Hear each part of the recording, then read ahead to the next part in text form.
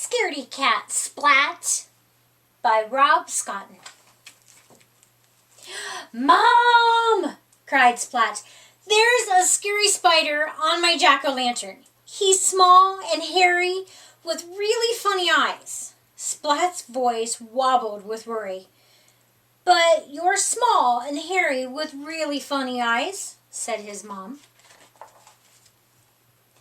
Splat thought for a moment. But I haven't got 8 legs, he replied. If you had, maybe you'd be a scary spider too, teased his mom. Splat made a scary spider face. Splat's mom caught the spider under a glass jar. Splat looked closely at the spider. It didn't look so scary now that it was trapped. Can I take the spider to school for Halloween? Asked Splat. We've all made jack-o'-lanterns and everyone is dressing up in costumes. And Mrs. Wimpydimple is going to tell a ghost story and there's a prize for the scariest cat. And I want to be the scariest cat. So please, can I take the spider to school? Please, he added without taking a breath. Okay, said his mom. Where's your Halloween costume? Asked his mom. Splat pulled a broom from the closet and sat astride it. Ah, look at me. I'm a scary witch's cat, cried Splat, racing around the kitchen. You certainly are scary, said his mom.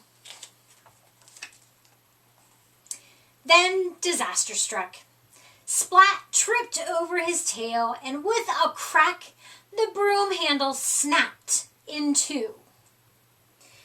His scary witch's cat costume was ruined. Now I've got nothing to wear, Splat groaned. Even Seymour couldn't console him.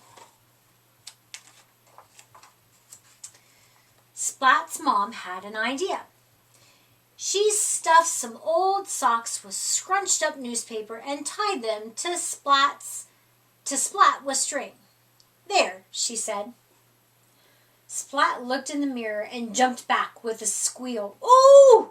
I scared myself, he said. He looked again, and this time he smiled. Look at me, he cried, waving his sock legs. I'm a big, scary sock spider. Splat placed his jack-o'-lantern and spider on his wagon and set off to school. On the way, he met Spike, dressed up as a mummy, and Plank, dressed as a skeleton. They're pretty scary, said Splat. Seymour nodded and trembled a little. But I'm scarier, said Splat. Splat made his scariest spider face and growled. Grrr. Spike and Plank didn't even blink. Instead, boo! cried Spike. Boo! cried Plank. Splat yelped and jumped high in the air and landed in a heap. Ah, Splat sighed. Spike and Plank are both scarier than me. Seymour nodded and trembled a little bit more. I'll never win the prize for the scariest cat, said Splat. The sock spider, the skeleton, and the mummy continued on their way to school. In class, everyone showed their jack-o'-lanterns. Splat's jack-o'-lantern made everyone laugh. Ah!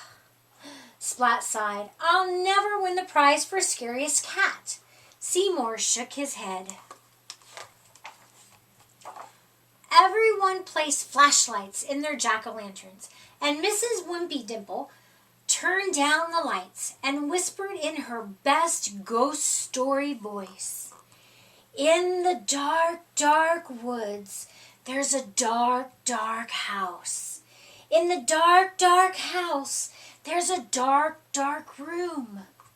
In the dark, dark room, there's a dark, dark box.